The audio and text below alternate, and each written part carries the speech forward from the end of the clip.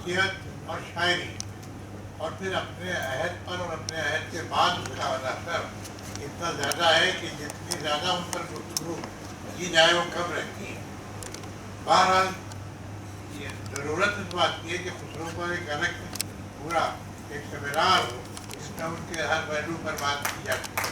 بہرحال جو بھی ہمارے یہاں ہو سکتا ہے اور ہوگا، جیسے اس سے پہلے بہت سے فارسی کے شاعروں پر بیٹی وغیرہ پہ ہم نے یہ ہیں مذاکرے۔ آج وقت زیادہ نہیں تھا، لیکن کم وقت میں بھی آبدی صاحب نے بہت ہی مفید، بہت ہی دلچسپ لیکچر عنایت کیا۔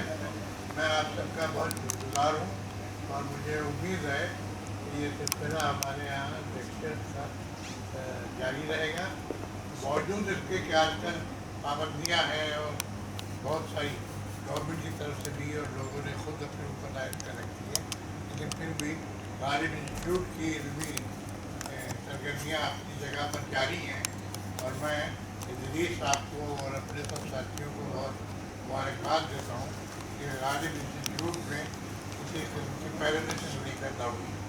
بہت شکریہ، اور امید ہے کہ آئندہ آپ لوگ ہمارے پروگراموں میں اسی طرح شریک ہوں گے۔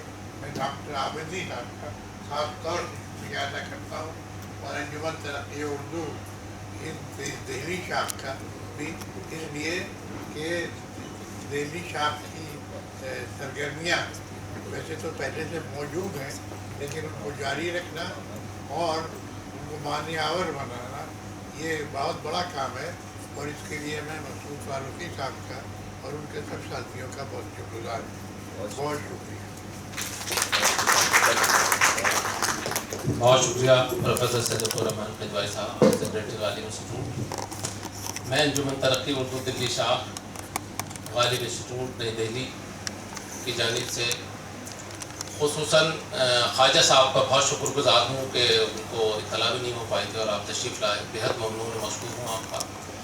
میں شکر گزار ہوں ڈاکٹر سید تقی عابدی صاحب کا، کدوائی صاحب کا، مسعود فاروقی صاحب کا، ہمارے خورشید صاحب جنرل سیکریٹری ہیں ہماری اس انجمن کے، حاجرہ صاحبہ ہیں، شمع بھابھی ہیں، اور نایاب صاحبہ ہیں، خاص طور سے کمال حیدر صاحب ہیں، سلیم حیدر صاحب ہیں، فیاض حیدر صاحب ہیں، تشریف رکھتے ہیں، شاہ نواز صاحب ہیں، جاوید صاحب ہیں۔